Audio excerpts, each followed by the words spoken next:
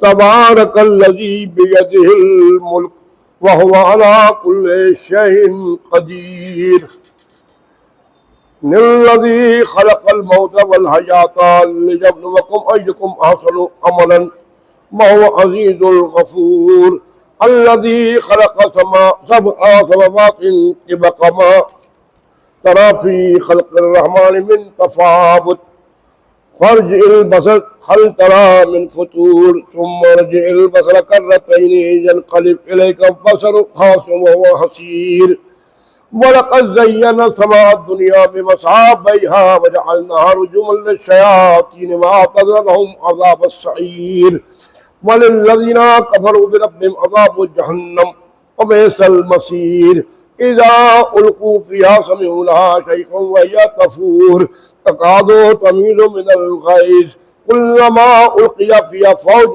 سألهم خزنتها ألم يأتكم نذير قالوا بلى قد جاءنا نذير فكذبنا وقلنا ما نزل الله من شيء إن أنتم إلا في ضلال كبير وقالوا لو كنا نسمع أو نعقل ما كنا في أصحاب السعير فاعترفوا بذنبهم فسوقا لأصحاب السعير إن الذين يخشون ربهم بالغيب لهم مغفرة وأجر كبير وأسروا قولكم أو اجهروا به إنه عليم بذات الصدور ألا يعلم من خلق وهو لطيف الخبير هو الذي جعل لكم الأرض ذلولا فامشوا في مناكبها وكلوا من رزقه وإليه النشور أأمنتم من في السماء أن يخسف بكم الأرض فإذا هي تمور أم أمنتم من في السماء أن يرسل عليكم حاصب وستعلمون كيف نذير ولقد كذب الذين من قبلهم فكيف كان نكير أولم يروا إلى الطير فوقهم صفات ويقبضن ما يمسكون إلا الرحمن إنه بكل شيء بصير أمن هذا الذي هو جند لكم ينصركم من دون الرحمن إن الكافرين إلا في غرور أمن هذا الذي يرزقكم إن أمسك رزقه بل لجوا في عتو ونفور أفمن يمشي مكبا على وجهه أهدى أمن يمشي سويا على صراط مستقيم قل هو الذي أنشأكم وجعل لكم السمع والأبصار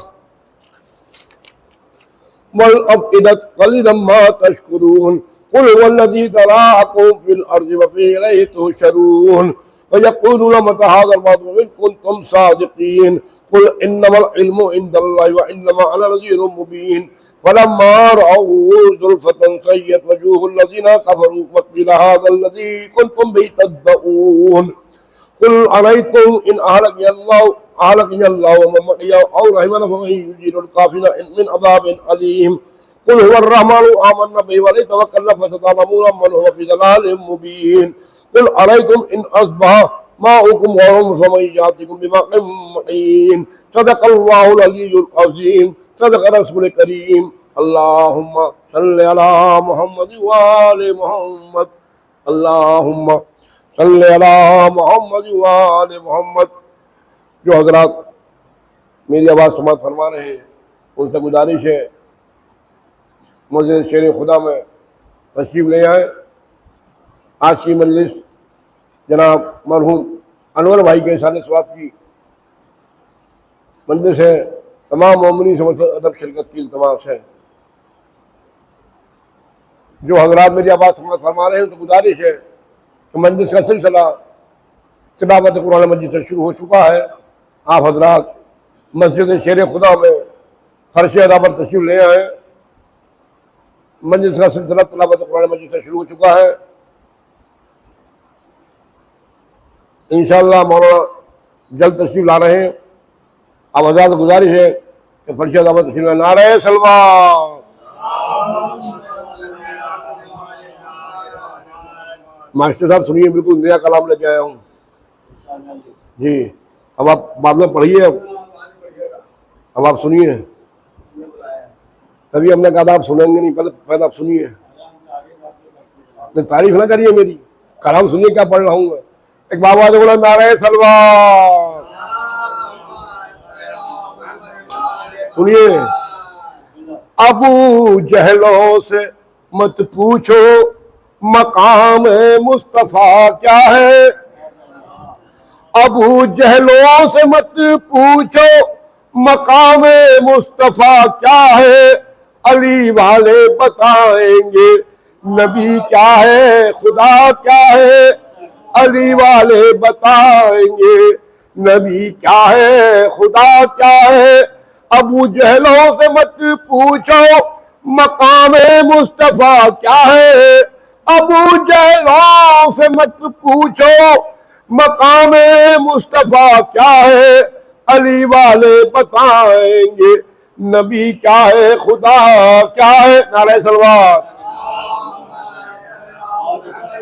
علی کے عشق پر فتوے لگائے شوق سے یارو، آپ کے دوست ہیں نا، علی کے عشق پر فتوے لگاؤ شوق سے یارو، سرے میں شر پتہ چل جائے گا اس کی سزا کیا ہے، سرے میں شر پتہ چل جائے گا اس کی سزا کیا ہے، یہ دیکھو کیا کہا سرکار نے قرآن کے پارے میں، یہ دیکھو کیا کہا سرکار نے قرآن کے پارے میں، یہ مت دیکھو کہ سرکاری مورخ نے لکھا کیا ہے، یہ مت دیکھو کہ سرکاری مورخ نے لکھا کیا ہے، نبی پر شک علی سے دشمنی ماتم سے بیزاری، نبی پر شک علی سے دشمنی ماتم سے بیزاری، تیرے اعمال نامے میں بتا اس کے سوا کیا ہے، تیرے اعمال نامے میں بتا اس کے سوا کیا ہے، ابو جہلوں سے مت پوچھو مقام مصطفیٰ کیا ہے، علی والے بتائیں گے نبی کیا ہے، خدا کیا ہے، علم چھونے سے تجھ کو موت آتی ہے اگر واعظ، علم چھونے سے تجھ کو موت آتی ہے اگر واعظ، بزرگوں کا تیرے خیبر میں پھر وہ رت جگہ کیا ہے، بزرگوں کا تیرے بزرگوں کا تیرے خیبر میں پھر وہ رت جگہ کیا ہے، علم چھونے سے تجھ کو موت آتی ہے اگر واعظ، ہاشم صاحب، علم چھونے سے تجھ کو موت آتی ہے اگر واعظ، بزرگوں کا تیرے خیبر میں پھر وہ رت جگہ کیا ہے، بزرگوں کا تیرے خیبر میں وہ رت جگہ کیا ہے، منافق غازیوں سے پوچھنا بیکار ہے لوگوں، بزرگوں منافق غازیوں سے پوچھنا ہے بیکار لوگوں، علی اصغر سے پوچھو مقصد کربلا کیا ہے، علی اصغر سے پوچھو مقصد کربلا کیا ہے، نعرہ صلوات۔ اس در کا تبرک ملتا ہے خوشحال گزارا ہوتا ہے، ہم مرتے نہیں ہیں اے ساجد معراج شہادت پاتے ہیں، ہم مرتے نہیں ہیں اے ساجد معراج شہادت پاتے ہیں، دیدار علی کرنے کے لیے مرنا تو بہانہ ہوتا ہے، دیدار علی کرنے کے لیے مرنا تو بہانہ ہوتا ہے، کیا نام علی لینا بھی غیروں پہ تبرہ ہوتا ہے، نعرہ صلوات۔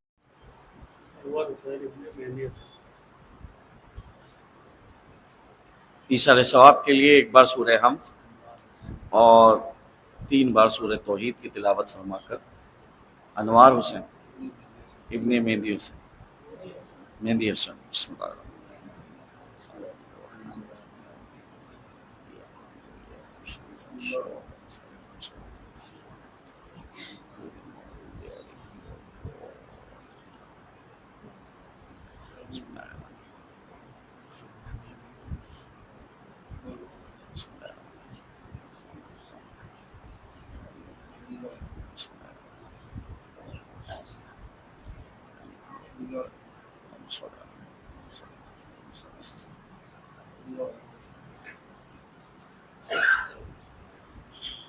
اعوذ باللہ السمیع العلیم من الشیطان الرجیم بسم اللہ الرحمن الرحیم الحمد للہ رب العالمین والصلاة والسلام علی اشرف الانبیاء والمرسلین خاتم النبیین شفیع ذنوبنا وطبیب نفوسنا مولانا ابی القاسم محمد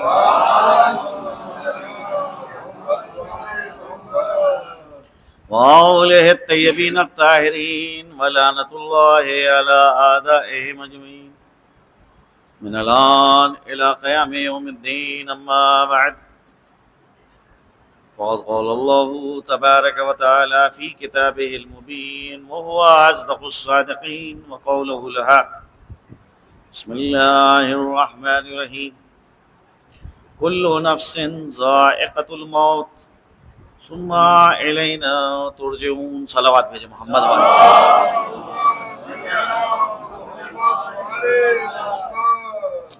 اللہ سبحانہ و تعالی قرآن کریم کے اندر ایک قانون ذکر کر رہا ہے، اور وہ قانون ہر ذی روح کے لیے ہے۔ کوئی ذی روح، کوئی صاحب حیات اس قانون سے مستثنی نہیں ہے۔ دیکھیے، زندگی جو ہے، کچھ موجودات ایسے ہیں کہ جن کے اندر ذاتی ہے، اور کچھ موجودات ایسے ہیں کہ جن کے اندر زندگی ذاتی نہیں ہے، عارضی ہے۔ تو اب اگر آپ اپنی عقل پہ تھوڑا زور دیں اور فکر کے اسب تازی کو دوڑائیں کہ بھئی پوری کائنات میں حیات، زندگی کس کے پاس ذاتی ہے اور کس نے زندگی حاصل کی، تو آپ کو نظر یہ آئے گا کہ تنہا کائنات میں ایک ذات ہے، وہ ذات پروردگار ہے، کہ جس کے پاس حیات ذاتی ہے، ورنہ اس کے علاوہ سب اگر زندگی چاہتے ہیں تو اسی سے حاصل ہوتی ہے۔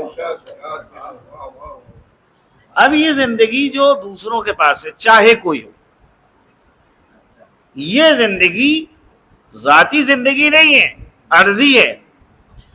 میں اپنی بات کو واضح کرنے کے لیے چاہتا ہوں کہ مثال دوں، ذاتی اور عرضی کا فرق آپ کے لیے واضح ہو جائے۔ مثال کے طور کے اوپر آپ چائے بناتے ہیں تو چائے میں شکر ڈالتے ہیں، کیا شکر چائے کی ذات میں شامل ہے؟ کہا نہیں، چائے بن سکتی ہے بغیر شکر کے بھی، بغیر چائے اس کو کہا جائے گا۔ تو چائے میں مٹھاس ذاتی نہیں ہے۔ آپ نے برفی بنائی، امرتی بنائی، گلاب جامن بنائی، تو اب یہ بتائیے کہ اس میں جو مٹھاس پیدا ہوئی یہ ذاتی ہے؟ نہیں، ذاتی نہیں۔ آپ نے شیرہ بنایا, اس کے اندر جو ہے گلاب جامن کو ڈالا. آپ نے چائے بنائی تو چائے میں شکر ڈالی, تب مٹھاس پیدا ہوئی. اب سوال یہ ہے کہ خود شکر کے اندر جو مٹھاس ہے وہ کس کی بنا پہ ہے؟ کہا بھائی شکر میں مٹھاس ذاتی ہے, اس نے کسی سے حاصل نہیں کری ہے. چائے نے جو مٹھاس ہے وہ تو عرضی ہے. تو اب جس میں مٹھاس ذاتی ہو, ذاتیات کا یہ قانون ہے کہ جو چیز ذاتی ہوتی ہے اس کے حوالے سے یہ سوال نہیں اٹھتا ہے کہ ایسا کیوں ہے, اس کی ذات میں یہ چیز شامل ہے. وہاں پہ یہ کیا سوال کہ شکر میٹھی کیوں ہے, اس کا وجود ہی ہے. کوئی شکر ہو ہی نہیں سکتی کہ جب تک کہ میٹھی نہ ہو. اگر مٹھاس کو ختم کر دیجیے گا تو شکر نہیں رہے گی. آگ کے اندر حرارت گرمی ذاتی ہے, کوئی آگ موجود ہی نہیں ہوگی جب تک کہ اس کے اندر حرارت نہ ہو. تو جس میں صفت ذات میں شامل ہو اس صفت کو سلب نہیں کیا جا سکتا, چھینا نہیں جا سکتا. لیکن جس میں صفت عارض آ رہی ہے, ذات میں نہ شامل ہو, اس کو ذات سے الگ کیا جا سکتا ہے. شکر میں مٹھاس ذاتی طور پہ, آگ کے اندر حرارت ذاتی طور پہ. آپ ان اوصاف کو اگر سلب کریں گے, لے لیں گے, تو نتیجہ یہ ہوگا کہ خود وجود ختم ہو جائے گا, وہ وجود ہی نہیں رہے گا. اب آپ دیکھیے کہ کائنات کے اندر زندگی یا تو عرضی ہے یا ذاتی ہے. تو تلاش کیجئے کہ کس کے پاس عرضی ہے اور کس کے پاس ذاتی ہے. کب تنہا کائنات میں ایک ذات ہے, ذات باری تعالی, جس کے پاس زندگی ذاتی ہے, اور اس کے علاوہ جتنے بھی موجودات ہیں سب نے اس سے حیات کو حاصل کیا ہے, اس سے زندگی کو کسب کیا ہے. تو وہ ہے کہ جس کی صفت میں حیات ہے, اور یہ صفت ذاتی ہے. آپ کہتے ہیں یا حیو, اے زندہ, اے وہ زندہ کہ جس نے کسی سے حیات کو حاصل نہیں کیا, کسی سے زندگی کو میراث میں نہیں پایا, بلکہ جتنے بھی موجودات ہیں سب نے اس سے حیات کو حاصل کیا. تو یہ سارے موجودات کے جو حیات رکھتے ہیں, زندگی رکھتے ہیں, ان کے لیے اس نے اعلان کیا کہ ہر ذی روح کو موت کا ذائقہ چکھنا, کوئی اس سے مستثنا نہیں ہے. اللہ نے جس کے طفیل میں یہ کائنات پیدا کی ہے, حدیث قدسی میں اعلان ہوا لولا کا لما خلقت الافلاک, اگر آپ نہ ہوتے تو یہ کائنات نہ پیدا کی جاتی. یہ کائنات آپ کے صدقے میں پیدا کی گئی ہے, آپ کے طفیل میں پیدا کی گئی ہے. اس پیغمبر خاتم کو قرآن میں خطاب کیا گیا انک میت وانہم میتون, بے شک آپ موت سے دوچار ہوں گے جیسے آپ سے پہلے والے موت سے دوچار ہوں گے. تو کوئی موت سے بچ نہیں سکتا ہے, راہ فرار نہیں. ماشاء اللہ بفیض مجالس آپ حضرات کے اذہان ان الفاظ سے بہت حد تک مانوس ہیں. اور معلوم کتنی مجالس آپ نے اس ذیل میں اور اس عنوان کے تحت سنی ہوں گی, موت و حیات کے حوالے سے. مگر سوال یہ ہے کہ اگر آپ سے پوچھا جائے کہ بھئی موت کیا ہے, زندگی کیا ہے, ذرا تعریف کر دیجئے, پریبھاشا بتائیے کہ موت کی تعریف کیا ہے, زندگی کی تعریف کیا ہے. تو ہر ایک اپنے زاویہ نگاہ کے اعتبار سے موت اور حیات کی تعریف کرے گا. موت کیا ہے؟ لوگ خیال کرتے ہیں موت فنا کا نام ہے, جبکہ موت فنا نہیں ہے, ایک کیفیت کا نام. کیفیت الگ ہے، فنا الگ ہے. جس طرح سے ولادت ایک کیفیت ہے، خود یہ کیفیت طاری ہوتی ہے اور ختم ہوتی ہے. اور آپ غور کیجئے کہ دنیا میں آنے کے لیے ولادت کے مرحلے سے گزرنا ہے. بغیر ولادت کے کوئی اس دنیا میں آ نہیں سکتا، اور اس دنیا سے عالم مثال اور عالم برزخ میں منتقل ہونے کے لیے موت کے مرحلے سے گزرنا ہے. بغیر موت کے یہاں سے وہاں نہیں جایا جا سکتا. جیسے ایک انسان اس دنیا میں آنا چاہتا ہے تو اس کو ولادت کے مرحلے کو طے کرنا ہے. بغیر اس مرحلے کو طے کیے ہوئے یہاں نہیں آ سکتا. اب ایک بچہ جب شکم مادر میں ہوتا ہے تو بہرحال اس کی مدت حیات وہاں کے اوپر معین ہے، حد اکثر 9 مہینے، اس سے زیادہ وہاں پہ نہیں رہنا ہے. اب وہ بچہ اگر شعور رکھتا ہو اور ارادہ رکھتا ہو اور کہے کہ مجھے یہ جگہ بڑی پسند آ رہی ہے، میں جو ہوں یہیں رہوں گا، یہاں سے نہیں جاؤں گا، تو بچپنے کی ضد سمجھ کر نظر انداز کیا جائے گا. یہ نہیں جانتا کہ یہ زندگی اس زندگی سے بہتر ہے. بالکل ایسا ہی مسئلہ ہے کہ جب کسی انسان کو یہاں سے وہاں منتقل کیا جاتا ہے تو یہاں کے مقابلے میں وہاں کی حیات زیادہ بہتر ہے. صلوات بھیجے محمد پر.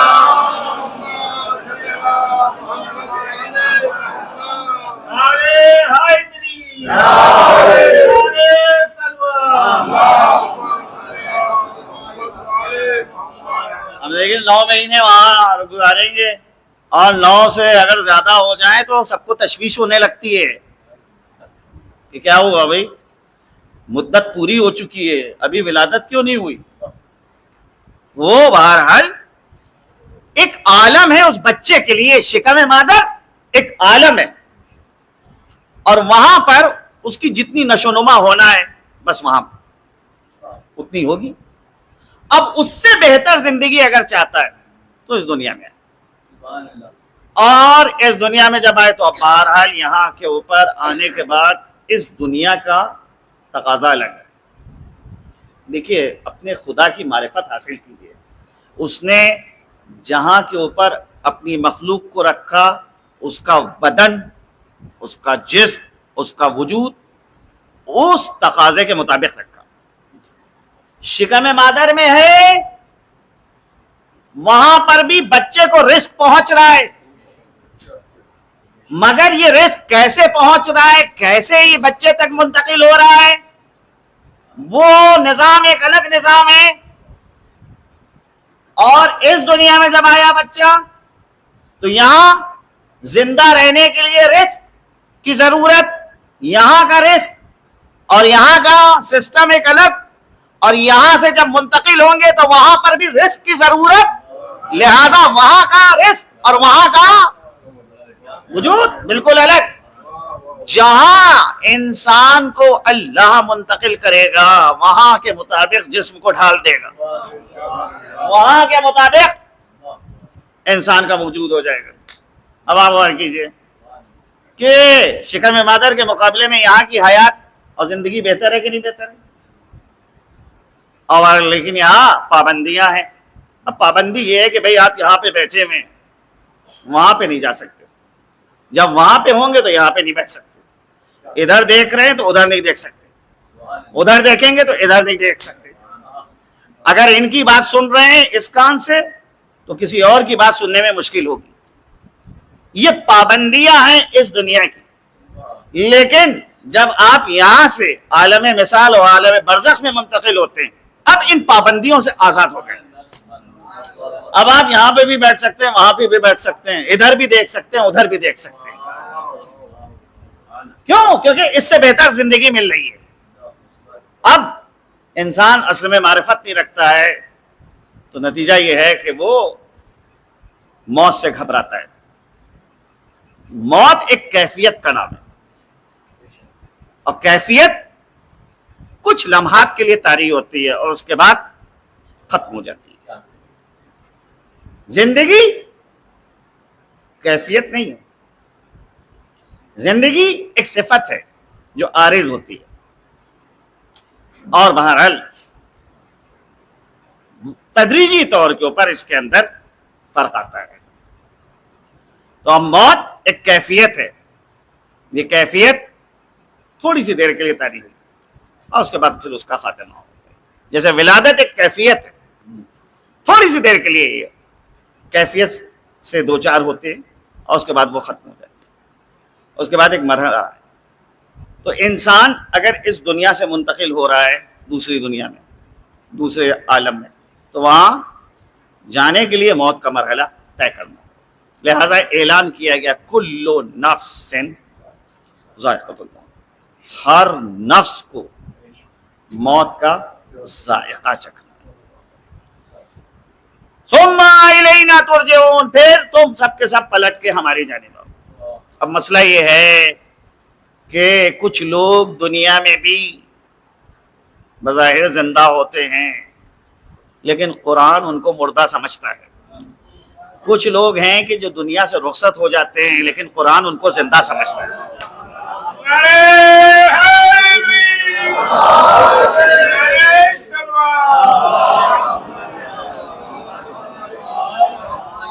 بھائی دنیا کے اندر ہیں, مظاہر کھا بھی رہے ہیں, پی بھی رہے ہیں, چل بھی رہے ہیں, لیکن قرآن کہتا ہے یہ چلتی پھرتی لاشیں.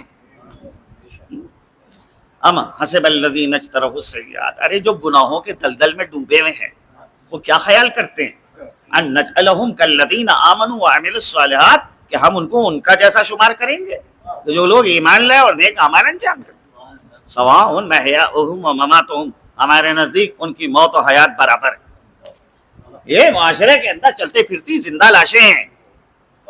تو ایک بے عمل انسان, بد عقیدہ انسان بظاہر دنیا میں ہے لیکن مردہ ہے, لیکن ایک عقیدے کے اعتبار سے مضبوط انسان, عمل کے اعتبار سے مضبوط انسان. دیکھیں ایک چیز سمجھ لیجیے آپ کہ عقیدہ اور عمل کے درمیان فرق نہ کیجیے کہ عقیدہ جو ہے وہ حاصل کر لیا جائے اور عمل کی جانب توجہ نہ دی جائے اور اس پر زور دیا جائے. ٹھیک ہے, عقیدہ بنیاد ہے, وہ بنیاد کیسی کہ جس کے اوپر عمارت نہ بنے. آپ بنیاد بنا دیں اور بنیاد بنا کے چھوڑ دیں تو وہ چٹیل میدان رہے گا, کوئی اس کی جانب توجہ نہیں کرے گا. کہا یہاں پہ تو ہو سکتا ہے کہ خرابہ ہو جائے, جنگل بن جائے, صحرا بن جائے. کہا بنیادیں تو ہیں, کہا ہوا کرے. ان بنیادوں سے کیا فائدہ کہ جس کے اوپر کوئی عمارت نہ ہو. بنیاد وہی اہمیت رکھتی ہے کہ جس کے اوپر عمارت تعمیر ہو. عقیدہ وہی اہمیت رکھتا ہے کہ جو عمل کی شکل میں ظاہر ہو.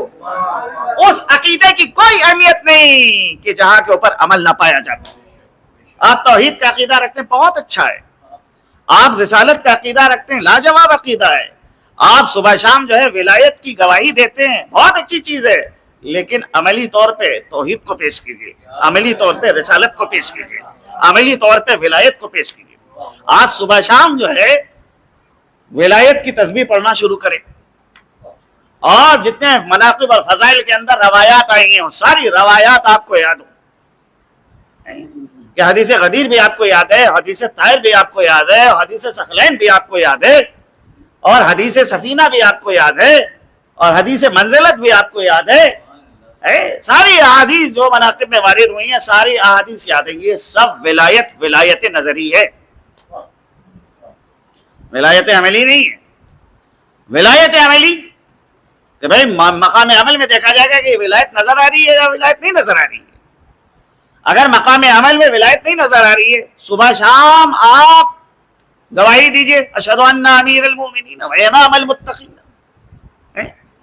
یہ گواہی اسی وقت بارگاہ خداوندی میں قابل قبول ہے کہ جب عمل اس گواہی کی تائید کرے. لیکن بظاہر زبان سے تو کہہ رہے ہیں کہ ہم اللہ کا ولی علی کو تسلیم کرتے ہیں, ہم نے ان کو اپنا سرپرست مانا ہے رسول کے بعد, اور مقام عمل میں کبھی ان کے پیچھے بھاگ رہے ہیں, کبھی ان کے پیچھے بھاگ رہے ہیں, کبھی ان کے ساتھ تصویر کھنچا رہے ہیں, کبھی ان کے ہاتھ کو چوم رہے ہیں. تو یہ کیا ہے؟ کہا یہ عقیدتاً تو ولایت رکھتے ہیں لیکن عملاً انکار کرتے ہیں. وہ ولایت قابل قبول نہیں ہے کہ جو پھر زبان سے جس کا ورد کیا جائے، عمل سے نہیں. دیکھیے ولایت دیکھنا ہو، دیکھیے ایک مرد مجاہد جب اعلان کرتا ہے کہ کل میں نماز جمعہ پڑھاؤں گا، تو آپ سوچیے کہ ساری دنیا متوجہ ہو جاتی ہے. دشمن کہہ رہا ہے کہ یہ آخری جمعہ ہوگا، اس کے بعد اب پھر جمعہ پڑھانا نصیب نہیں ہوگا. لیکن فاتح خیبر کا بیٹا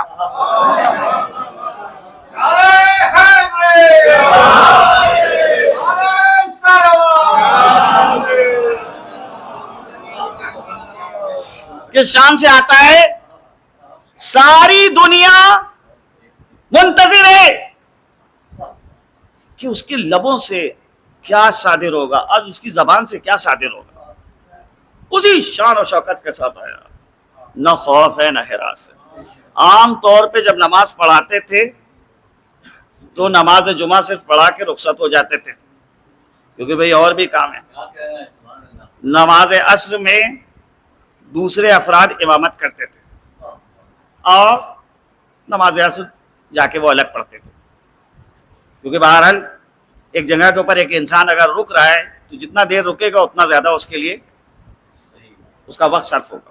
ایک اتنی اہم شخصیت کہ جس کا ایک ایک منٹ قیمتی، لیکن اس دن جب دشمن نے کہا تھا کہ یہ آخری نماز جمعہ ہوگی، نماز جمعہ بھی پڑھائی، نماز عصر بھی پڑھائی، جمعے کا خطبہ جو دیا وہ اتنا طولانی خطبہ دیا کہ ساری دنیا متوجہ ہے کہ یہ فرزند علی آج کیا خطبہ دے گا.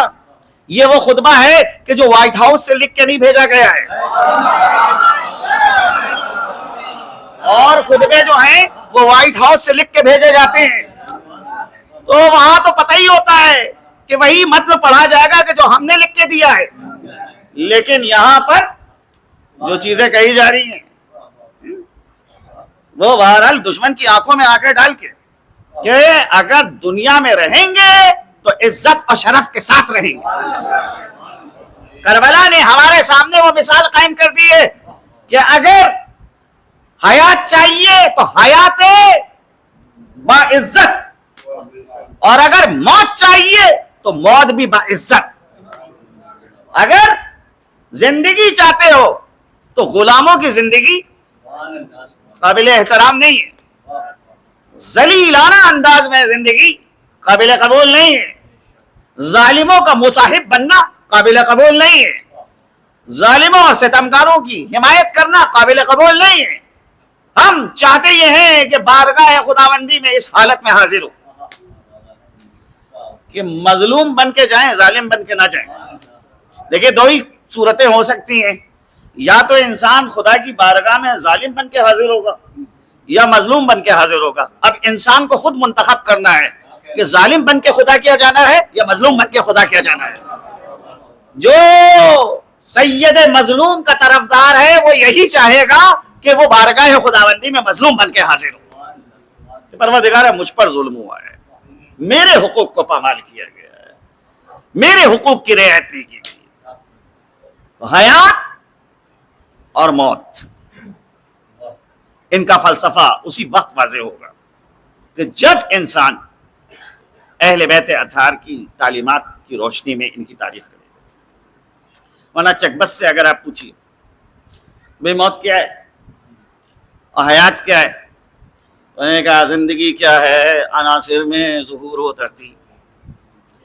موت کیا، یعنی اجزاء کا پریشان ہونا. جیسی فکر تھی اس اعتبار سے انہوں نے اٹھا کر اس کی تعریف کر دی. وہ تو عقیدہ نہیں رکھتے ہیں کہ اس دنیا کے بعد بھی کوئی دنیا ہے. ان کے پاس یہ عقیدہ نہیں ہے کہ ایک دن ایسا بھی آئے گا کہ جس دن ہم کو اپنے اعمال کے حوالے سے حساب و کتاب دینا ہوگا. لہذا تعریف یہ کی کہ زندگی کیا ہے، عناصر میں ظہور و ترتیب. موت کیا ہے، انہی اجزاء کا پریشان ہونا. ٹھیک ہے، لیکن بہرحال کسی اسلامی شاعر سے پوچھے کہ بھئی زندگی کیا ہے اور موت کیا ہے، تو اس نے زندگی جو دنیا کی زندگی تھی اس کو تشبیہ دی غنچے کی شکل کہ بھئی ایک غنچہ ہوتا ہے اور غنچہ پھول بنتا ہے، بس کتنی دیر کی زندگی ہے اس کی؟ غنچہ پھول بنا، کمال تک پہنچا اور پھر زوال شروع۔ یہی انسان کا مسئلہ ہے کہ جوانی کے مراحل کو طے کیا اور پھر بڑھاپا جو ہے وہ دستک دینے لگتا ہے اور آخری منزل وہ آتی ہے کہ بس اب رخصت ہو گئی۔ غنچے تیری زندگی پہ دل ہلتا ہے، بس ایک تبسم کے لیے کھلتا ہے۔ غنچے نے کہا اس چمن میں ہے بابا، یہ ایک تبسم بھی کسے ملتا ہے؟ تو موت کی بات کر رہا ہو، حیات کی بات کر رہا ہو۔ موت اور حیات اللہ کے حقیقی بندوں کو کبھی موت نہیں آتی، وہ ہمیشہ زندہ رہتے۔ اور اصل میں مسئلہ ایک مسئلہ ہے، اس جانب آپ توجہ دیجئے کہ یہ جو عقیدے کا مسئلہ ہے بہت زیادہ اہمیت کا حامل ہوتا ہے۔ انسان بغیر ایمان کے، بغیر عقیدے کے، اس کی کیا حیثیت ہے؟ ایک قطرے کے مانند۔ آپ ہتھیلی پہ قطرہ رکھیے، نہ معلوم کب خشک ہو جائے، لیکن اگر اسی قطرے کو آپ آب کثیر سے متصل کر دیجیے، اب پوچھئے کہ اس کی زندگی کیا ہے؟ کہا اب جب تک کہ یہ پانی موجود ہے، سمندر کا پانی، اگر سمندر میں قطرہ ڈالا ہے اس وقت تک کہ وہ قطرہ محفوظ ہو گیا۔ تالاب میں ڈالا ہے، کہا اب اس وقت تک یہ قطرہ زندہ رہے گا کہ جب تک تالاب کا پانی ہے۔ بغیر ایمان اور بغیر عقیدے کے انسان ایک قطرے کے معنی نہ معلوم کب خشک ہو جائے، لیکن جب عقیدہ رکھتا ہے، عقیدہ عقد سے، عقد کے معنی ہے گرہ باندھنا، دو سرے جو رسی کے ہیں الگ الگ، جب ان میں گرہ بنتی ہے تو وہ ایک ہو جاتے ہیں۔ دو لوہے کے ٹکڑے ہیں، ان کو آپ ویلڈ کیجئے، ایک ہو جائیں گے۔ انسان جب عقیدہ قائم کرتا ہے خدا سے، تو خدا کے اوپر اس نے جب عقیدہ بنایا، قائم کیا، تو اب خدا سے اس کا رابطہ پیدا ہو گیا۔ جب خدا سے متصل ہو گیا تو نتیجہ یہ ہے کہ جس طرح سے قطرہ جب تک سمندر سے الگ ہے، قطرہ ہے، لیکن جب قطرہ سمندر میں شامل ہوا تو اب سمندر کی خصوصیات قطرے میں منتقل ہو گئی۔ اب یہ طوفانوں میں بھی شریک رہے گا، موج بن کے بھی اٹھے گا، اور بڑے سے بڑے حوادثات جو سمندر سے مربوط ہیں وہ سب قطرے کے اندر۔ اگر ایک انسان خدا کے اوپر عقیدہ قائم کرتا ہے تو کمزور سے کمزور انسان اپنے زمانے کی سپر پاور کے سامنے کھڑا ہو جاتا ہے۔ یہ ہے ایمان، کیونکہ ایمان کا چراغ جب دل کی گہرائیوں میں روشن ہوتا ہے تو یہ روشنی بہرحال اعضاء و جوارح میں نمایاں ہونا شروع۔ آپ اس حجرے کے اندر چراغ گھر جلائیں، روشن کرویں اس کو، تو روشنی یہاں کو بھی منور کرے گی، اس جگہ کو بھی منور کرے گی، اور چھن چھن کے باہر آئے گی۔ بالکل ایمان کا مسئلہ ایسا ہی ہے کہ اگر دل کی گہرائیوں میں ایمان کا چراغ روشن ہوتا ہے، اور جتنا زیادہ یہ راسخ ہوگا، جتنا زیادہ ایمان مضبوط ہوگا، اتنا زیادہ جو ہے انسان اپنے اندر قوت محسوس کرتا ہے۔ خوف اس وقت پیدا ہوتا ہے کہ جب اپنے وجود کا انسان کو احساس ہو، لیکن جب اللہ کے علاوہ کچھ دکھے ہی نہ تو وہاں پہ خوف نہیں ہوگا۔ آپ دیکھیے، غور کیجئے کہ آپ ایک خرابے میں جائیں، اندھیرے میں جائیں، اور وہاں پہ اگر آپ کو خوف ہو رہا ہے تو اس کے معنی یہ ہے کہ عقیدہ توحید ابھی اس منزل کے اوپر نہیں پہنچا ہے۔ لیکن اگر خوف نہیں ہو رہا ہے تو اس کے معنی یہ ہے کہ پھر انسان اپنے آپ کو نہیں دیکھ رہا ہے، بلکہ صرف ایک وجود کو دیکھ رہا ہے، وہ وجود ہے وجود باری تعالیٰ، ذات پروردگار۔ جب انسان اپنی خودی کا انکار کر دے کہ میں کچھ نہیں ہوں، جو ہے وہ صرف اور صرف اللہ کی ذات ہے، تو جب اللہ نظر آ رہا ہے ہر طرف تو پھر کوئی خطرہ نہیں پیدا ہوگا. خوف وہاں کے اوپر پیدا ہوتا ہے کہ جب انسان دوئیت کا قائل ہو کہ میں بھی ہوں اور خدا بھی ہے. لیکن جب یہ عقیدہ ہو کہ صرف اور صرف خدا ہے اور خدا کے علاوہ سب سایہ ہیں، تو سایہ سے کیا خوفزدہ ہونا، اصل وجود سے جب متصل ہو گیا ہے، متمسک ہو گیا ہے، تو انسان پہ خوفزدہ نہیں ہوتا. نتیجہ کیا ہے کہ اگر نماز کی حالت میں تیر نکال لیا جاتا ہے تو تکلیف کا احساس نہیں ہوتا. اگر اژدہا نماز کی حالت میں آ کے پیر کو ڈس رہا ہے تب بھی جو ہے حواس منتشر نہیں ہوتے. کیوں؟ کیونکہ اپنے وجود کی نفی کر دی ہے، انکار کر دیا. بقول اقبال، کبھی اے حقیقت منتظر نظرا لباس مجاز میں کہ ہزاروں سجدے تڑپ رہے ہیں میری جبین نیاز میں، کہ ہزاروں سجدے تڑپ رہے ہیں میری جبین نیاز میں. میں جو قبلہ رخ کھڑا ہوا تو حرم سے آنے لگی صدا، تیرا دل تو ہے صنم آشنا تجھے کیا ملے گا نماز میں. صلوات بھیجے محمد والے.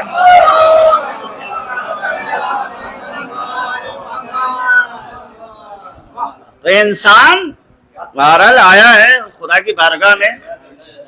پہلا تقاضا یہی ہے کہ بھئی آپ اپنے وجود کا انکار کر دیے، کہہ دیے مائنس میں ہی کچھ نہیں، اور میں اللہ کی پناہ میں آ رہا ہوں. کیونکہ ابتدا ہے نماز میں تکبیر سے اور انتہا ہے سلام پہ. حدیث ہے جو معصومین سے وارد ہوئی اور جناب پیغمبر اسلام حضرت محمد مصطفیٰ صلی اللہ علیہ وسلم وارد ہوئی ہے کہ التحریمۃ بالتکبیر والتہلیل بالتسلیم. تحریمہ تکبیر کے ذریعے سے اور تحلیل تسلیم کے ذریعے سے، یعنی جب تک آپ نے اللہ اکبر نہیں کہا اس وقت تک ساری چیزیں آپ کے لیے حلال تھی. آپ بات کر سکتے تھے، آپ ادھر ادھر دیکھ سکتے تھے، آپ کھانا کھا سکتے تھے، آپ سو سکتے تھے، سب حلال ہے. ادھر آپ نے کہا اللہ اکبر، تب حرام. اب بات نہیں کر سکتے، اب کھانا نہیں کھا سکتے، اب آپ ادھر ادھر نہیں دیکھ سکتے. یہ اب آپ نماز میں داخل ہو چکے ہیں، ایک خاص کیفیت وہاں کے اوپر پیدا ہو چکی ہے. اب آپ اس بارگاہ میں پہنچ چکے ہیں کہ وہاں پر آپ کو اپنے وجود کا انکار کرنا ہے کہ آپ کچھ نہیں ہیں. جو وجود ہے وہ صرف اور صرف اللہ کا وجود ہے. اب یہ سلسلہ کب تک رہے گا؟ کہ اس وقت تک رہے گا کہ جب تک کہ آپ نماز میں مشغول ہیں. اور ادھر آپ نے کہا السلام علیکم ورحمۃ اللہ وبرکاتہ، وہ ساری چیزیں جو اب تک حرام تھی سب حلال ہو گئی.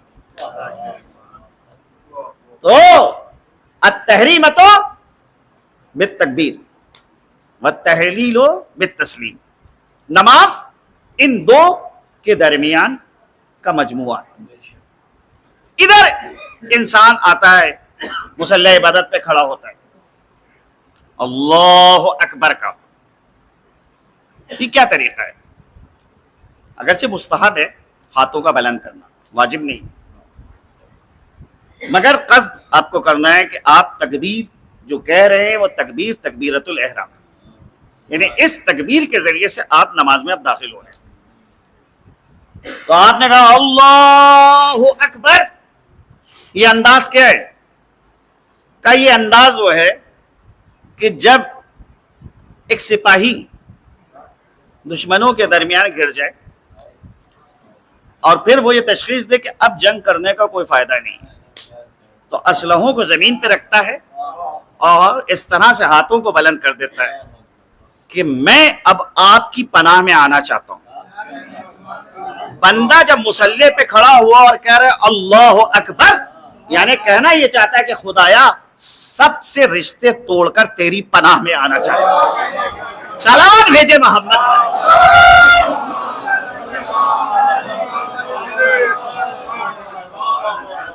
اب جب ایک انسان اللہ کی پناہ میں آ گیا ہے تو بات بتائیے آپ، اللہ کی پناہ سے بہتر کوئی پناہ ہے؟ ایک واقعہ یاد آ گیا، جنگ احد کا موقع تھا، اور جو صورتحال جنگ احد میں پیدا ہوئی کہ لوگوں نے رسول اللہ کی نافرمانی کری. جو جنگ ابتدا میں فتح سے ہمکنار ہو رہی تھی، اور وہ بہرحال صورتحال اس کی بدل گئی. 70 مجاہدین قتل ہوئے اس جنگ میں. اس میں ایک شخصیت ہے ابو دجانہ کی. ابو دجانہ کو پیغمبر نے دیکھا تو پیغمبر نے ابو دجانہ سے کہا، اے ابو دجانہ، میں تم پر سے اپنی بیعت اٹھا رہا ہوں، جاؤ تم آزاد ہو. جس طرح سے اور لوگ چلے گئے میدان چھوڑ کر، تم بھی چلے جاؤ. ابو دجانہ وفادار صحابی. اب پیغمبر ان سے یہ کہہ رہے کہ میں تم پر سے اپنی بیعت اٹھا رہا ہوں. یعنی معنی کیا ہے بیعت اٹھانے کے؟ کہ اگر تم میرا ساتھ چھوڑ کے جا رہے ہو تو روز قیامت اس سلسلے میں خدا تم سے کوئی سوال نہیں کرے گا کہ پیغمبر کو میدان احد میں کیوں چھوڑ کے چلے گئے تھے. میں تمہارے سر پر سے اپنی بیعت اٹھا رہا ہوں، میں بحیثیت رسول تم کو اجازت دے رہا ہوں، جاؤ. جیسے سب چلے گئے تم بھی چلے جاؤ. کیا جملہ ہے ابو دجانہ کا، اس مرد مجاہد کا. اے اللہ کے رسول، کہاں جاؤ؟ اس بیوی کے پاس جاؤں جس کو موت آنا ہے، اس اولاد کے پاس جاؤں کہ جس کو فنا ہونا ہے، اس مال کے پاس جاؤں کہ جس مال کو ختم ہونا ہے، اس گھر کی جانب جاؤں جس گھر کو منہدم ہونا ہے.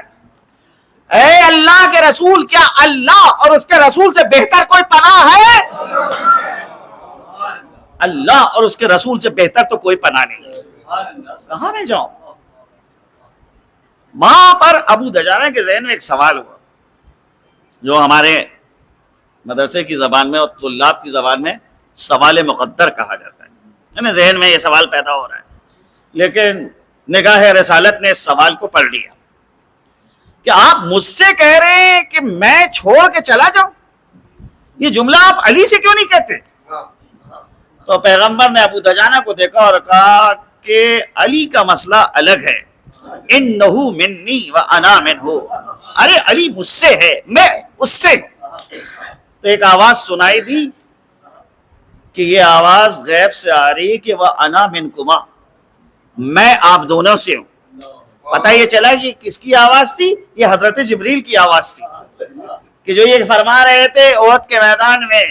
جب پیغمبر نے کہا انہو منی و انا منہ، میں علی سے ہوں، علی مجھ سے ہے، تو جبریل کہتے ہیں وہ انا منکما، میں آپ دونوں سے ہوں. میں جناب جبریل سے کہوں گا جب معاملہ ہے، جب 5 ہوتے تو آپ کہتے میں چھٹا کیوں نہ ہوں، جب 2 ہوتے تو آپ کہتے میں تیسرا کیوں نہ ہوں.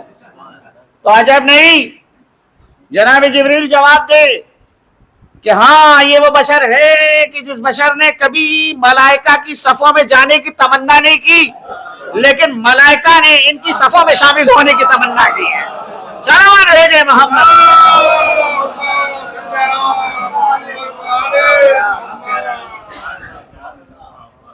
ایسا جاباز ابو دجانہ جیسی شخصیت شہید ہوتی ہے میدان احد میں.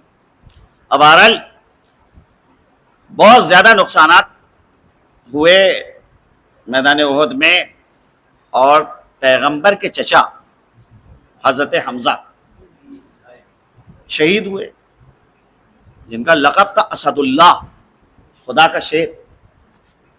سید الشہداء کا لقب سب سے پہلے حضرت حمزہ کو دیا گیا.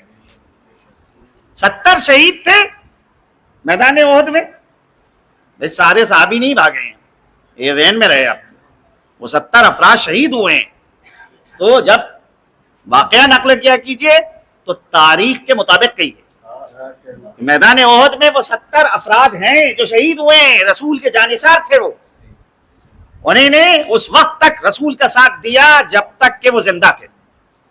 آج بھی آپ جائیں تو میدان احد میں ان شہداء احد کی قبریں ہیں، مگر ان میں سب سے نمایاں شخصیت ہے حضرت حمزہ کی، رسول کے چچا. اور رسول کو اپنے چچا سے کتنی محبت ہے کہ جب مدینے میں آئے اور انصار کے گھروں سے رونے کی آوازیں آ رہی تھی، لوگ اپنے اپنے وارثوں کو رو رہے تھے، لیکن کوئی حضرت حمزہ کے اوپر گریہ نہیں کر رہا تھا. تو پیغمبر نے کہا افسوس کہ میرے چچا کے اوپر کوئی گریہ نہیں کرتا. انصار جاتے ہیں اپنے گھر میں اور کہتے ہیں کہ جاؤ جا کے حمزہ کی صف ماتم بچھاؤ اور ان پہ گریہ کرو. چنانچہ خواتین جمع ہوتی ہیں اور پھر حضرت حمزہ کا نام لے کر گریہ کرتے. بعد میں مدینے کے اندر یہ طریقہ رائج ہو گیا تھا کہ کسی کے گھر میں اگر موت ہوتی تھی تو پہلے حضرت حمزہ کا نام لے کے جناب حمزہ پہ گریہ کیا جاتا تھا، پھر اپنے عزیز کو رویا جاتا. ہاں، حمزہ کے ہمراہ بہت بدسلوکی ہوئی، سینے کو پھاڑ کے کلیجہ نکالا گیا. انسان جب دشمنی میں اندھا ہوتا ہے تو اس قسم کے سلوک کرتا ہے. ہاتھ اور پیر کی انگلیوں کو کاٹ کے ہار بنایا گیا. اب حضرت حمزہ کی بہن حضرت صفیہ کو خبر ہوئی کہ میرا بھائی میدان احد میں شہید ہو گیا. چنانچہ انہیں نے خواہش ظاہر کی کہ میں اپنے بھائی کا آخری دیدار کرنا چاہتا ہوں. پیغمبر کو جب پتا چلا کہ صفیہ بنت عبد المطلب بھائی کے لاشے پہ آ رہی ہے تو پیغمبر نے کہا کہ صفیہ کو روکو، میں نہیں چاہتا کہ میری پھوپھی اپنے بھائی کے لاشے کو اس حالت میں دیکھے. مگر حضرت صفیہ نے کہلوایا کہ اب تو مجھے پتا چل چکا ہے کہ میرا بھائی شہید ہو گیا ہے، اب کیا مشکل ہے. پیغمبر سے کہا گیا کہ بھئی صفیہ کسی طرح سے نہیں مانتے، وہ بھائی کے لاشے کا آخری دیدار کرنا چاہتے. کہا پیغمبر نے کہ ٹھیک ہے، ایک چادر منگاؤ، میں نہیں چاہتا کہ بہن بھائی کے لاشے کو ایسی حالت میں دیکھے. چادر لائی جاتی ہے، حضرت حمزہ کے جنازے پہ ڈالی گئی، لیکن کیونکہ حضرت حمزہ طویل القامت تھے، چادر چھوٹی تھی، پیر باہر تھے، پیروں کی انگلیاں کاٹی گئی تھی نا، گلے میں ہار پہنا گیا تھا. پیغمبر نے پتے منگائے اور ان پتوں کے ذریعے سے حضرت حمزہ کے پیروں کو ڈھکوائے. ہاں، حضرت صفیہ آئی میدان احد میں. تاریخ کہتی ہے کہ دعائے مغفرت کے لیے جب صفیہ نے ہاتھ بلند کیے تو ہچکیوں سے رونے لگی، اور جب صفیہ گریہ کر رہی تھی تو پیغمبر بھی حضرت صفیہ کے ہمراہ گریہ کر رہے تھے. میں کہوں گا یا رسول اللہ، آج ایک بہن میدان احد میں بھائی کے لاشے کے نزدیک آئی ہے، آپ اپنی جگہ سے کھڑے ہو گئے. ان کے بیٹے زبیر سے کہتے زبیر ذرا ماں کو سہارا دو. ارے ماں بھائی کے جنازے کے نزدیک آ رہی ہے. کربلا میں بھی ایک بہن اپنے بھائی کے لاشے کے نزدیک آ رہی ہے. یا رسول اللہ آئیے اور عمر ساس سے کہہ دیجئے کہ زینب کو اس طرح سے نہ لے جائے کہ جدھر حسین کا لاشا پڑا ہوا ہے. لیکن عمر ساعت ملعون نے یہ حکم دیا کہ اسیروں کو اس طرف سے لے کے چلو جدھر شہداء کے لاشے پڑے ہیں. چنانچہ جب اسیروں کو اس طرف سے گزارا گیا تو ہر بی بی اپنے وارث کے لاشے کو دیکھ کے مضطرب ہو جاتی ہے. ام لیلا علی اکبر کے لاشے کو دیکھتی ہے تو بے چین ہو جاتی ہے. ام فروا قاسم کے لاشے کے نزدیک آ جاتی ہیں. اب ذرا سوچئے کیا زینب حسین کے لاشے کے نزدیک ہے؟ تاریخ کہتی ہے نہیں، زینب کی نگاہیں سید سجاد کے چہرے کی جانب کہتی ہے یا بقیت اخی و جدی، اے میرے بھائی اور نانا کی یادگار میں کیا دیکھ رہی ہوں. ایسا محسوس ہوتا ہے جیسے تمہاری روح قفس عنصری سے پرواز کر جائے گی.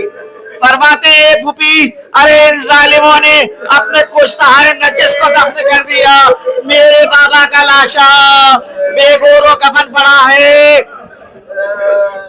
فرماتے ہیں میرے لال صبر کرو، یہ مصیبت کے دن بڑے مختصر ہیں. میرے لال، میرے بیٹا، میں نے ام ایمن سے ایک حدیث سنی ہے جو انہی نے میرے نانا سے بیان کی کہ یہ لاش دفن کی جائے گی،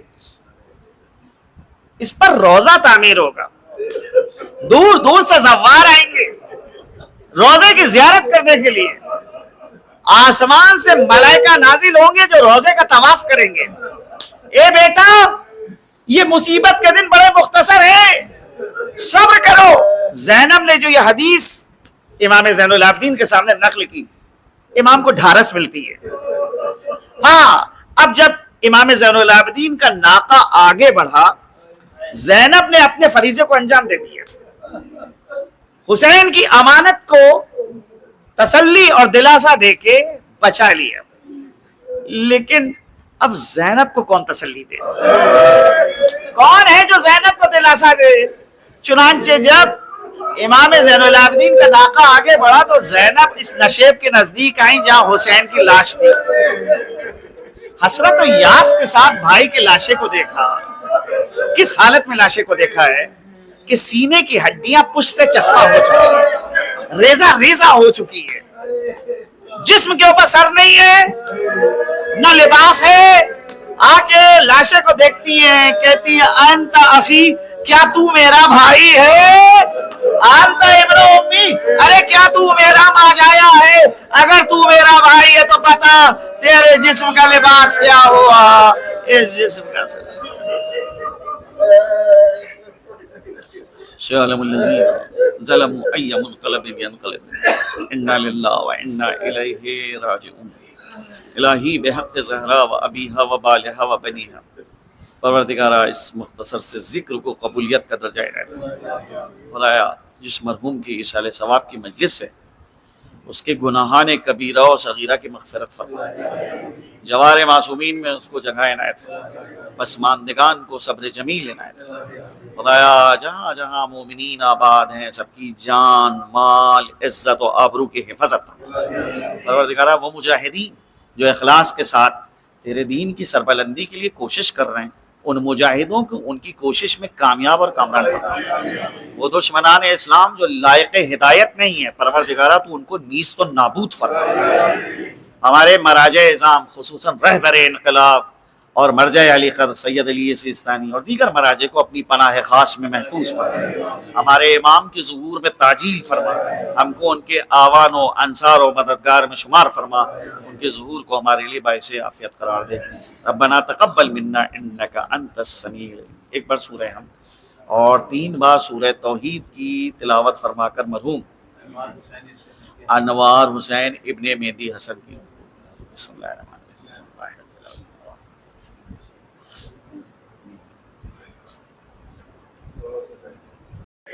ہمیں تم ڈھونڈنے نکلو گی جب شام غریبا میں. ہمیں تم ڈھونڈنے نکلو گی جب شام غریبا میں. کانے پہ سر پڑا ہوگا سکینہ نہیں ہوں گے بجھا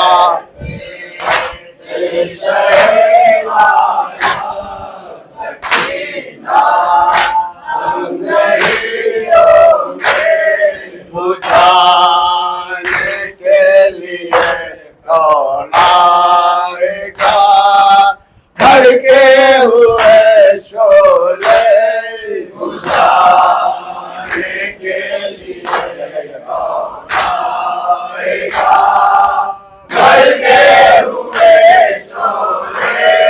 جلے گا جگری خیمہ سکینہ نہیں ہوں گے سکینہ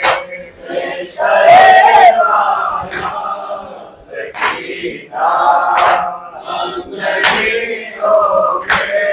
دماغ مار کر گوہر تمہارے چھین جائیں گے. مار کر گوہر تمہارے چھین جائیں گے. جب ایسا وقت آئے گا سکینہ نہیں ہوں گے.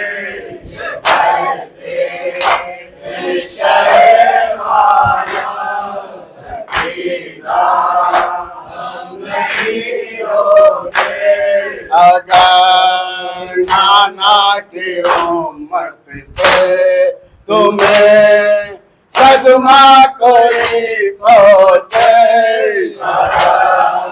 نانا کی امت سے تمہیں صدمہ دیکھو بد دعا کرنا سکینہ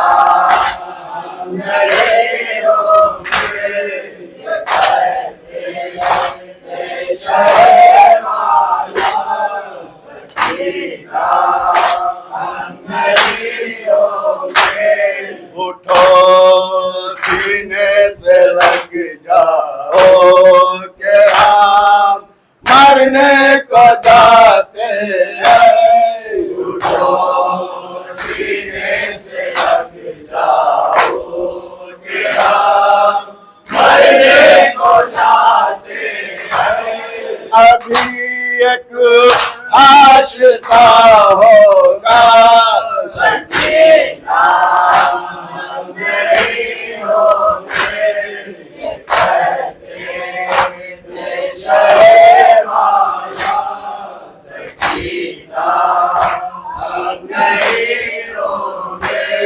یہ کہہ کر چل دیے مشتاق ماں کل کو شیوانا یہ کہہ کر چل دیے مشتاق ماں کل کو شیوانا پھرے گا